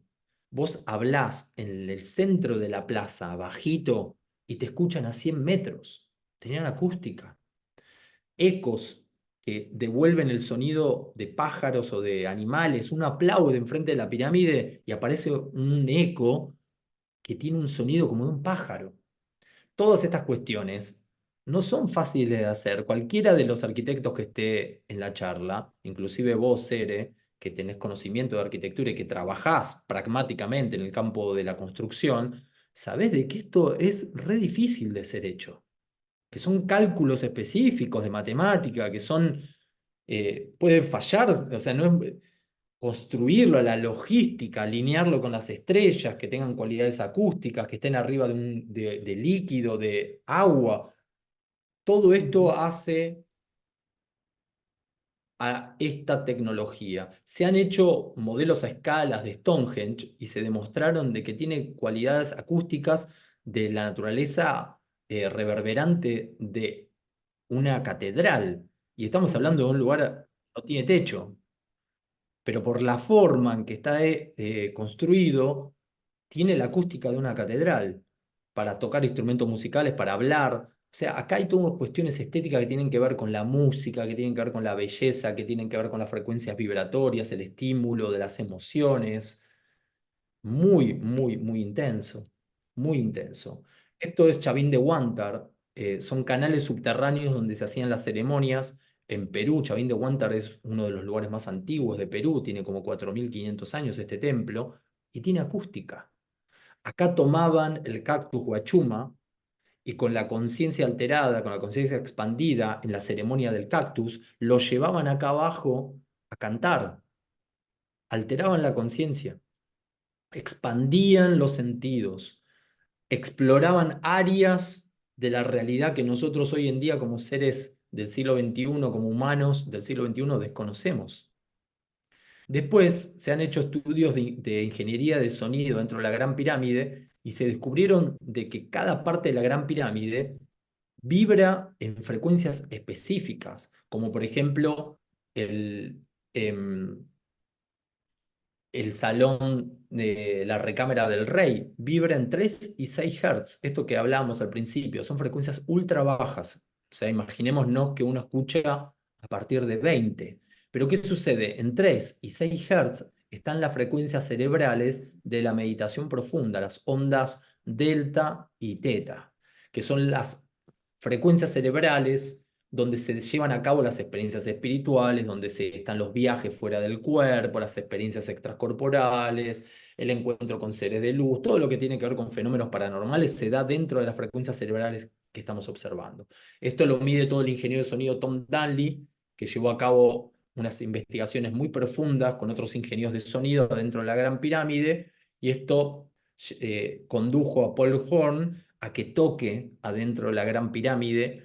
¿Y qué descubrieron? Que cuando él tocaba en la recámara del rey se escuchaba en otra parte, que cuando tocaba en el pasillo sonaba en la recámara de la reina. ¿Qué quiere decir? Que había conductos interconectados de acústica. ¿Sí? La cámara del rey, la gran galería, están conectados a través de sistemas acústicos. Esta es la recámara del rey. em, la recámara del rey tiene las mismas condiciones, está orientada hacia las estrellas, la constelación de Orión, a la estrella polar, ¿sí? Y vibra entre 3 y 6 Hz, tiene 100 bloques exactamente, ¿sí? Son de granito, los bloques pesan más de 10.000 kilos cada bloque, nadie entiende cómo la construyeron, aparentemente la construyeron la pirámide de adentro para afuera, porque los canales, los pasillos son muy chiquitos, nunca pudieron haber llevado estos bloques por esos pasillos. O sea que tuvieron que haber construido primero eso y después lo de afuera. Aparentemente construyeron la Gran Pirámide de adentro hacia afuera. 100 bloques que tienen 20 codos reales egipcios por 10 codos. Y acá hay algo muy particular. Con esto vamos a ir cerrando. De que es que el codo tiene 52,36 centímetros, casi medio metro. Pero ¿qué pasa? Cuando uno pasa, transfiere, traduce codos a centímetros, sucede lo siguiente, que cuando uno divide la altura por por el largo, da en metros, o sea, si lo traducimos a metros, 31,416 metros. ¿Qué tipo de cifra es esa? Es un fractal de pi. Pero ¿cómo pi no lo descubren los griegos? ¿Pero cómo el centímetro no se empieza a usar a partir del siglo XIX? ¿El metro no se usa a partir del siglo XIX en Francia? 3,14 aparece en muchos de los elementos de la Gran Pirámide, dividiendo los 20 codos reales por 10 y pasándolo a centímetros, aparecen metros 3,14, un fractal. Y lo mismo sucede con varias de las proporciones. Si uno divide la altura de la Gran Pirámide por su base, sucede lo mismo, ¿sí? Y lo mismo pasa en Teotihuacán, que lo da al doble, ¿sí? Lo da también como 3,14. Entonces, acá estamos viendo de que esto es algo global. Las unidades de medida, el centímetro, el metro, todo esto está en todo el planeta. El uso de cemento, todos estos elementos, la acústica, los estados de conciencia, las frecuencias cerebrales, ¿qué estaban haciendo con estos dispositivos? Y esta es mi conclusión. ¿Qué estaban haciendo? Estaban estimulando con estas estructuras nuestras emociones, nuestros sentimientos, nuestras frecuencias cerebrales, para tener una experiencia cuando uno... Imagínense un contexto cuidado, porque no es que uno lo llevaban a la Gran Pirámide para la ceremonia del equinoccio, eran años de preparación. Era tener determinadas vestimentas, era tener una intención, purificarse, bañarse, la alimentación, estar concentrado meditando durante días para este momento. Había toda una preparación para llegar a este punto. Y cuando llegaba a este punto, te llegaban a estas estructuras maravillosas que habrían sido puestas en lugares escogidos por su carga eléctrica, que fueron construidas con formas geométricas específicas como el tetraedro, que fueron diseñadas con matemáticas que se relacionan con pi, fi, con el metro, el centímetro, el codo, la pulgada, las unidades de medida, que estaban orientadas hacia las estrellas, hacia el sol, hacia la luna. Y todo este conjunto conduce a una experiencia muy profunda, una experiencia que hace que la cultura egipcia haya sido lo que fue durante 4000 años, una cultura excelsa. Lo vemos en su orfebrería, lo vemos en su filosofía, lo vemos en sus maquillajes, en sus peinados, en sus modas. Eran excelsos. ¿Por qué eran excelsos? Porque no estaban en un estado de conciencia ordinario, porque era una cultura que estimulaba la evolución de la conciencia. Lo mismo en Mesoamérica. Cuando llegan los conquistadores no pueden creer lo que es Tenochtitlán. El nivel de avance, estamos hablando de sistemas de desagües, Europa no tenía sistemas de desagües, agua caliente en las casas, lo mismo en Tiahuanacu. Entonces, hace miles de años floreció una cultura muy avanzada en todo el planeta. Encontramos sus restos en todos los continentes, ¿sí? Y no hay ningún extraterrestre acá. Eso no quiere decir que los extraterrestres no existan. No hay una intervención, somos nosotros. Fuimos muy avanzados en el pasado. Alcanzamos niveles éticos y morales, estados de conciencia muy avanzados. La evolución estuvo en ese lugar, no en la tecnología. Si bien la tecnología la estamos viendo, pero era con piedra, con agua, con cemento, usando la electricidad ambiente, no como nuestras tecnologías de chip, tecnologías mucho más sofisticadas. Pero nosotros tenemos esas tecnologías tan sofisticadas, pero ética y moralmente no estamos a la altura de esa tecnología, ética y moralmente. Sin embargo, esta gente sí. Ahora, no quiero hacer retrorromántico con todo esto, no quiero idealizar, son momentos de la historia, no estuvieron siempre así. También tuvieron guerras, tuvieron oscuridad, pero hubieron efluvios, hubieron florescencias, tuvieron estos momentos donde en Mesoamérica apareció esta flor maravillosa de Tenochtitlán, de Cholula, ¿sí? Donde en Egipto durante miles de años floreció esta cultura tan avanzada, donde en India durante un tiempo también sucedió, en Tiahuanacu. Pero estos aparecen y desaparecen. Mientras tanto aparece también la guerra, la oscuridad. No quiere decir que vaya a romantizar la antigüedad, pero reconozcamos estas diásporas, reconozcamos estas flores dentro del jardín de la humanidad y reconozcamos lo que hicieron. Porque si nosotros tenemos que postular que no entendemos cómo construyeron las pirámides, que no entendemos por qué eran tan avanzados, bueno, esta gente estaba en algo realmente, esa cultura había alcanzado algo. Y ya vimos cómo fueron estos artefactos. ¿Para qué? Teotihuacán, el lugar donde los hombres se hacen dioses. La Gran Pirámide, que era una máquina para transformar al faraón en una estrella, para que vuelva, para ser devuelto a un ser inmortal, para que, como dicen los textos de la pirámide de Teti, la pirámide de Unis, en las cuales estuve donde estaban esos textos. Ahí explican el proceso de inmortalización, explican cómo el cuerpo, que es el Ket o el Mer, el campo electromagnético, tiene un doble energético que se llama Ka y que tiene un alma que se llama Ba, y que juntos hacen el Merkaba, se transforman en el Aj. El Aj es el espíritu trascendente e inmortal. ¿Qué eran las pirámides? Eran artefactos para transformar los hombres y mujeres comunes en seres evolucionados de luz. para transformarlos en seres conscientes de su inmortalidad, que reencarnan, que vuelven después de morir a las estrellas, que pueden en vida separar su doble e ir a las estrellas y reconocer nuestro origen estelar, reconocer que nosotros estamos de paso en la Tierra y que la Tierra debería ser un paraíso y que nuestra cultura, nuestra sociedad, nuestra política, nuestra economía tendría que ser un reflejo del de estos espíritus inmortales de luz. ¿Sí? Ese es el mensaje que llega a través de los tiempos, el mensaje que nunca tendría que haberse cortado, interrumpido por las eras oscuras, por las Dark Ages, por las que pasamos, ¿sí? ¿Qué es el Renacimiento? El Renacimiento es cuando recuperan, después de 1000 años de medioevo, de esas eras oscuras, la proporción áurea, donde los Medici recuperan a Platón, a Hermes Trismegisto, a través de los textos árabes, donde vuelve a renacer la cultura europea y le da ese empuje que nos trajo hasta ahora.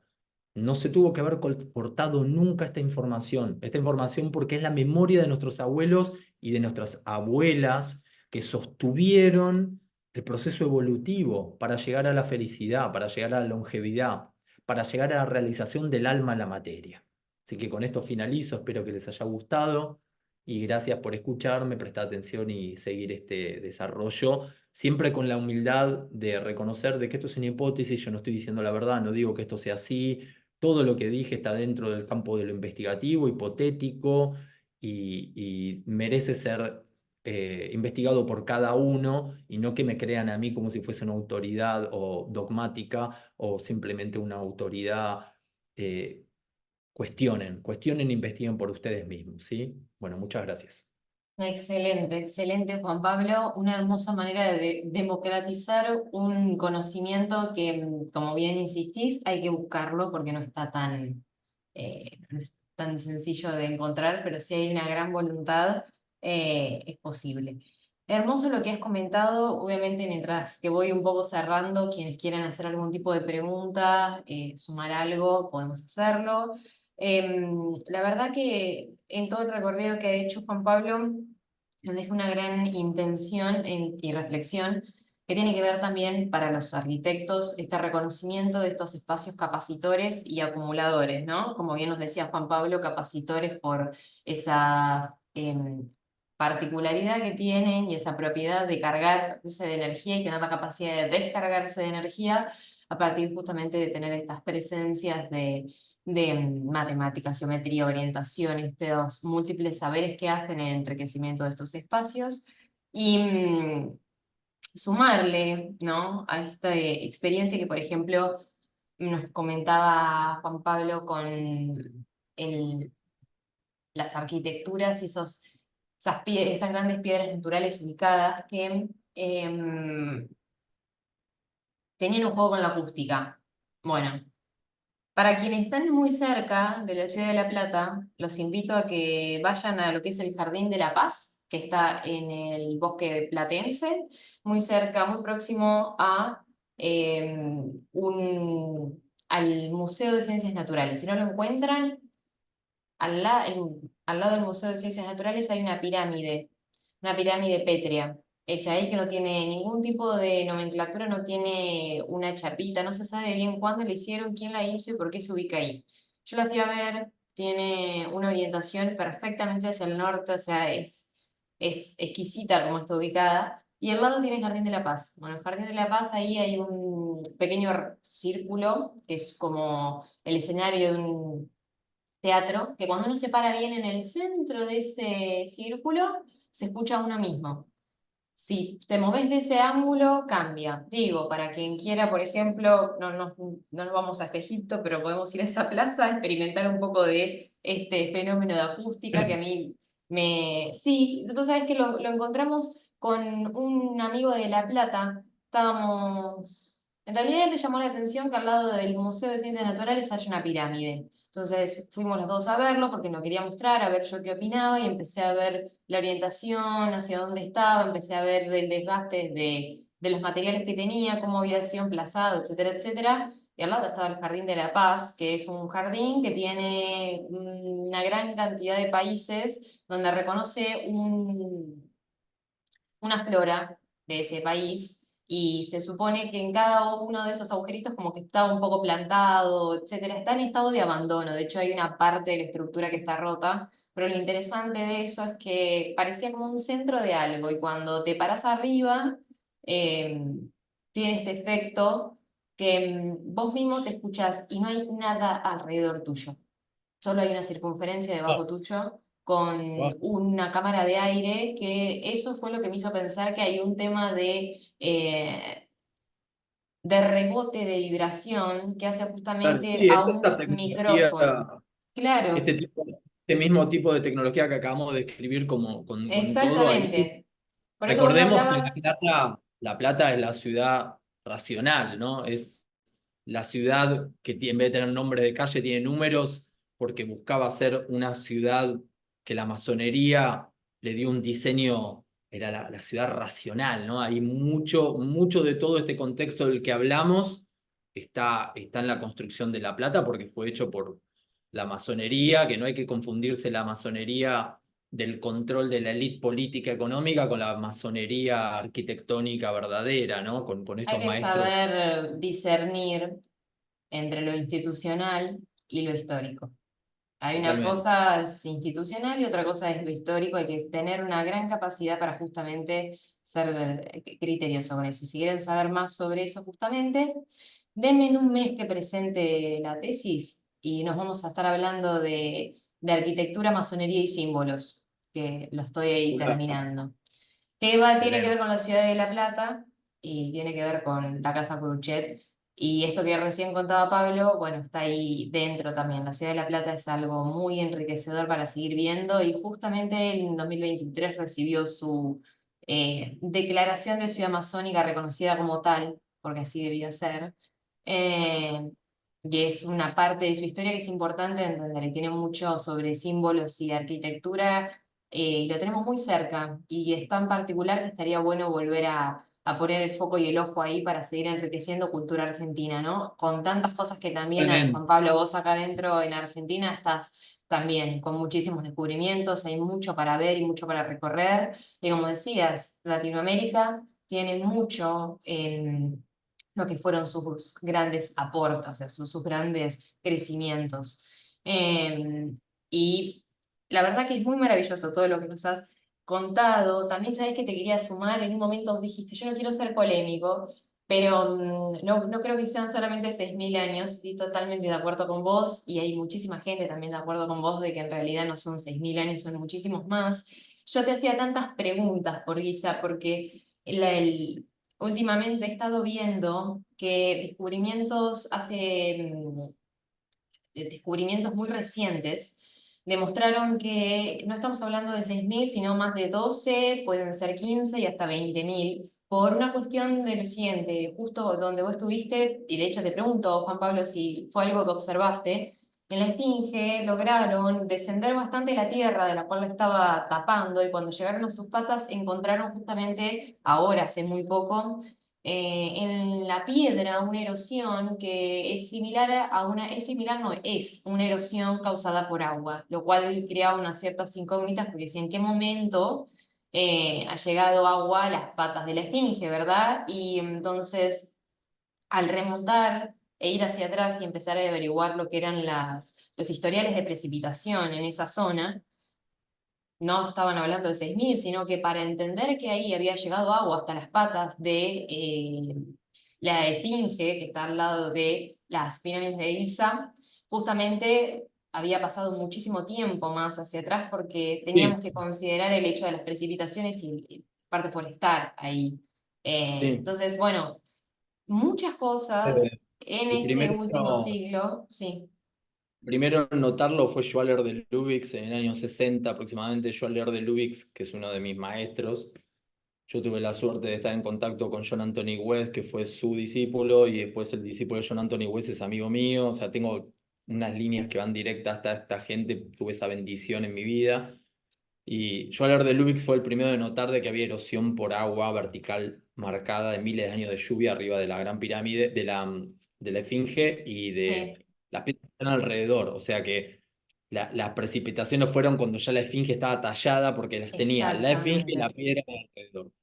Después de eso, John Anthony West contrató a un equipo de Boston, en el cual estaba Robert Schoch, y bueno, fueron a hacer mediciones del equipo de Boston de geología y demostraron de que la erosión era por cientos de años de lluvia arriba de la Esfinge. Y obviamente, si es un desierto, cuando llovía y o sea, dejó de llover hace 8.000 años. El desierto de Sahara se hace del cambio del Pleistoceno al Holoceno, hace Exacto. unos 12.000 se empieza a generar el desierto y deja de llover. Entonces ellos calculaban, primero que tuvo que haber llovido siglos arriba de la Esfinge para que esas marcas se den. Ujú.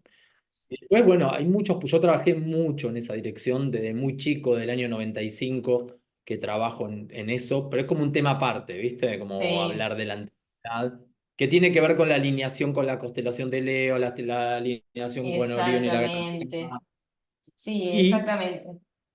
los registros de SETI primero, o sea, cuando vos vas a Abidos y ves los registros de SETI primero, donde están todos los cartuchos de los faraones suman 36.000 años. Lo que pasa es que la arqueología lo mira y dice, bueno, hasta Narmer o Manes o Menes primero, esa es la primera dinastía. Pero cuando mirás los cartuchos, son dos paredes llenas de cartuchos, donde los cartuchos siguen hasta unos que se llaman los Shem-Suhor, que los Shem-Suhor son los seguidores de Horus, y después de eso siguen todavía más a unos que son los Aj, que es esto que conté yo, el proceso de inmortalización. Mm. Entonces, ¿qué hace la historia? Dice, bueno, Manes, hasta Manes o Narmer son reales, pues los otros son mitológicos, pero no es el único testimonio. Después están los textos que desaparecieron en Alejandría, que eran los textos de Manetón, que sobrevivieron varios fragmentos de Egiptaca, de Manetón, que también habla de 36.000 años de historia egipcia. Después está la piedra de Palermo, donde están fragmentos predinásticos que muestran de que se hunde mucho más allá de 10.000 años. Y después está el papiro de Turín, que el papiro de Turín muestra más de 30.000 años de historia. O sea, hay por lo menos 5 artefactos que muestran que la historia egipcia tiene 36.000 años. Y las alineaciones astronómicas se sincronizan hace 36.000 años. Entonces, bueno, es otro tema para Investigar. tratarlo aparte, Sí, no, digamos. aparte, esto, la verdad tiene la característica de ser una gran locura, que es que uno levanta una tapita, se levantan cinco al mismo tiempo, levantaste cinco, se levantan 50, pero es a su vez muy apasionante, es esto de descubrir y entender y recordar, ¿no? Es volver a recordar todas esas cosas que pasaron antes, que están presentes y gracias a todos estos edificios que siguen hablando, pese a los años y al tiempo, siguen ahí presentes y siguen comunicando, nos van llevando a poco. Pero bueno, cerebro demasiado, demasiado, demasiado. La gran fortaleza y la virtud que tiene Juan Pablo, que honestamente de buscar,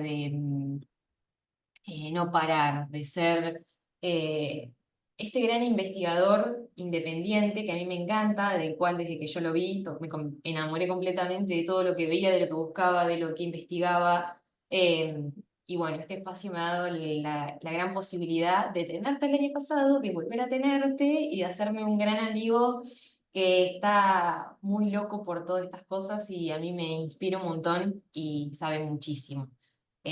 Como siempre, alabo y amo tu trabajo, Juan Pablo. Buscar, entender, investigar, es hermoso. La verdad que es hermoso. Feliz de tenerte hoy acá, por supuesto. Gracias a Em, vos. Pará. Y también reconozcamos que, digamos, Serena está dentro de un contexto que es la Universidad de Palermo, el área de diseño de arquitectura, y eso hay que reconocerlo porque habla de la apertura que está habiendo en una institución a estas nuevas ideas, las cuales nosotros tenemos el cuidado de no afirmarlas de lleno como una verdad porque son hipotéticas y hay que investigarlas y hay que desarrollarlas, pero por lo menos tener la amplitud de no estar sesgados por una visión unidireccional, sino abrirse a, bueno, consideremos esto, consideremos aquello, y abrirse a que expresemos de que, por ejemplo, las pirámides por ahí fueron tumbas, pero también tenían un sentido de técnico, ¿no? Como una Totalmente. función, un aparato, de un dispositivo. Y eso decirlo dentro del contexto de la Universidad de Palermo, para mí es un honor. Y que vos me invites a hablar y que me des tu amistad, a mí también me honra y también hemos hablado un montón de veces de todo esto. Y es mutua la admiración, primero porque yo te duplico la edad y que vos sos muy joven para ya estar tan despierta en esas ideas. Sos súper joven para estar despierta, lo cual promete muchísimo, me hace sentir de que tengo, de que hay un optimismo de creer en el futuro, ¿entendés? Porque uno critica las instituciones, pero también hay que, cuando uno lo critica, también hay que dar, che, bueno, está la crítica, pero también las instituciones están cambiando y también está pasando esto dentro del contexto de la Universidad de Palermo a través de Serena Dradi. Entonces, bueno, también el reconocimiento para vos y para la Universidad de Palermo, que a mí me honra, a mí, o sea, me da una alegría poder estar hablando porque, o sea, toda mi vida fui criticado porque era un loco y fui súper atacado en mis teorías desde los años 90 hasta que llegó el punto que me callé la boca y no hablé más y me dediqué a investigar en silencio, compartiéndolo con quienes quieran compartirlo. Y hoy en día abrirlo, como lo estamos abriendo, y que haya la aceptación y que haya todo un movimiento en el planeta, que pasaron 30 años desde que empecé a investigar, es como wow, wow, porque al fin y al cabo, sí, los locos en el mundo del revés, ¿no? En un mundo donde todo está invertido.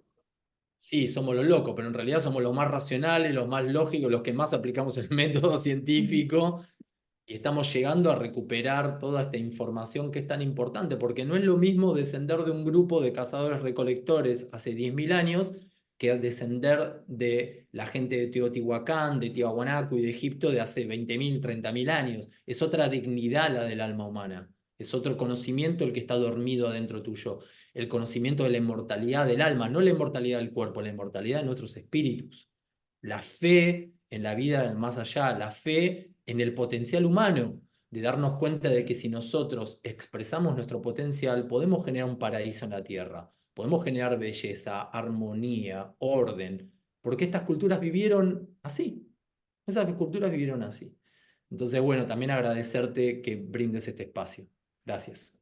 Gracias, gracias Juan Pablo, gracias por estar acá, también por seguir haciendo y también por abrir puertas, porque también hay que saber escuchar cuando uno se acerca y tiene alguna duda, bueno, esto que me mencionas vos de, de lo que uno, a ver, no es inocente que la vida no haya llevado a encontrarnos ni nada por el estilo.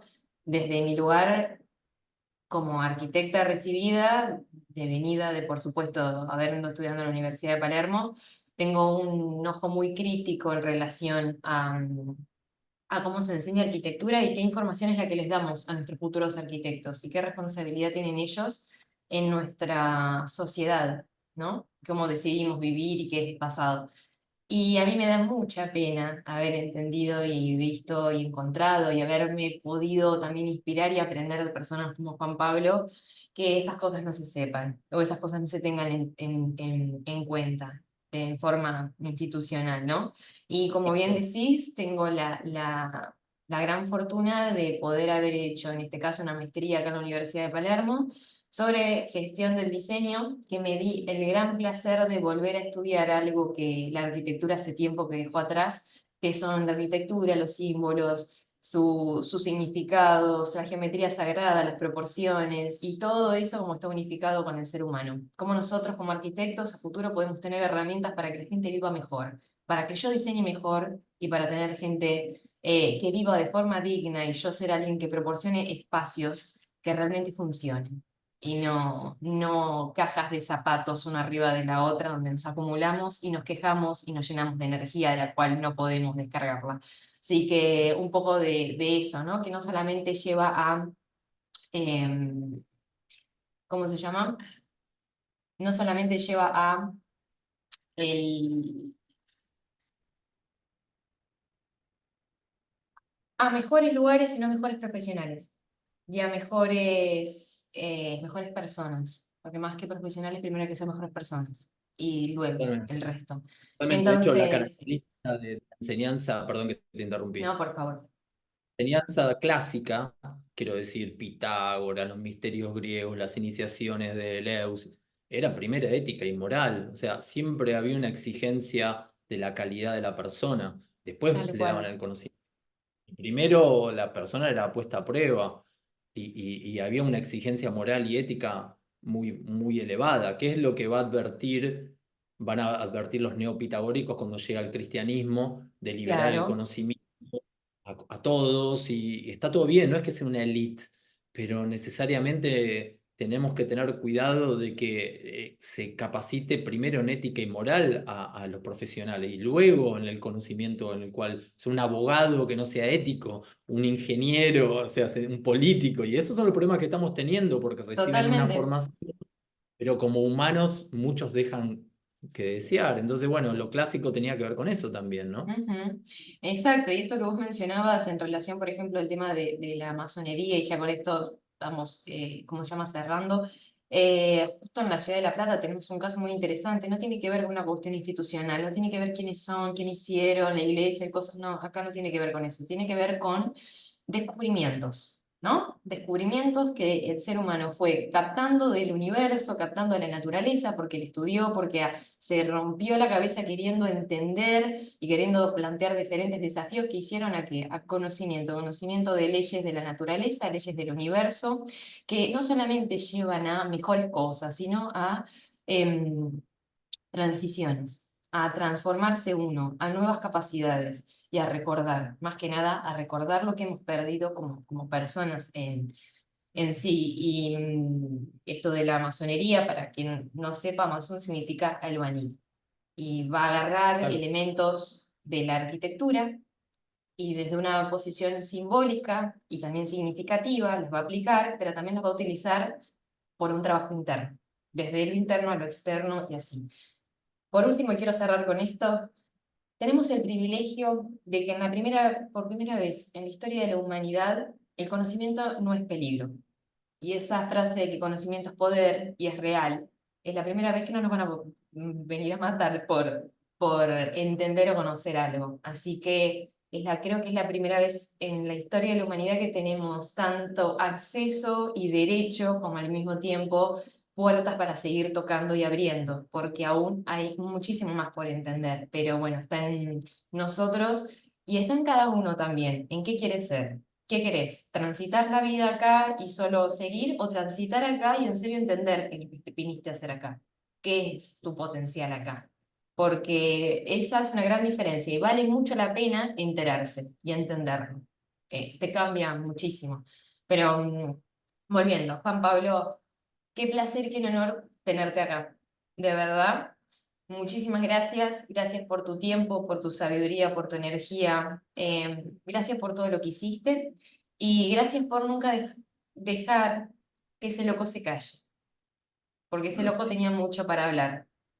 Entonces, qué bueno que fue más grande que el silencio. Así que te felicito, te admiro.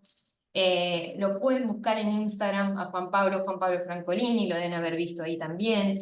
Las grabaciones, les comento, esta charla se va a editar la próxima semana, editar que se recorta solamente y se va a publicar en YouTube en el canal de Conferencias DC. Si ustedes se inscribieron a través de mail o por donde sea, perdón, si se inscribieron a través de la página van a recibir la grabación. De lo contrario, cere.dradi, le escriben a Juan Pablo, me escriben a mí y lo vemos. Juan Pablo va a publicar esta charla más adelante, cuando no más esté terminada, yo se la paso y él siempre la comparte y la deja muy cerca de sus accesos, porque bueno, el año pasado también tuve el gran honor y agrado de obtenerlo y este año pude también, no me llegó a Buenos Aires, bueno, pirámides, a ver qué pasó allá. Así que bueno, van a encontrar la grabación. Cualquier cuestión nos pueden contactar, Juan Pablo Francolini en Instagram. Y bueno, agradecerte, Juan Pablo. La verdad que ha sido hermoso tenerte hoy. Y es que en el chat Che, ha visto preguntas, tengo que ir ya, pero porque a las 7 vaya, tengo huele, paciente. vuele, Porque vuele. así como todo lo que hablamos, Se nos sabemos vamos. lo que me conocen saben que terminé trabajando con la energía, las bobinas Tesla y con los equipos de energía escalar y con toda esta energía. Así que justo tengo unos pacientes para atender, así que gracias. Me parece excelente. Gracias, Juan Pablo. Gracias a todos por estar hoy. La grabación en YouTube. Y bueno, nos continuaremos viendo en Arquitectura para un arquitecto. Juan Pablo, gracias, enorme. Muchas gracias. José, te quiero, amiga, gracias por Te todo. quiero. Muchísimas gracias. Gracias.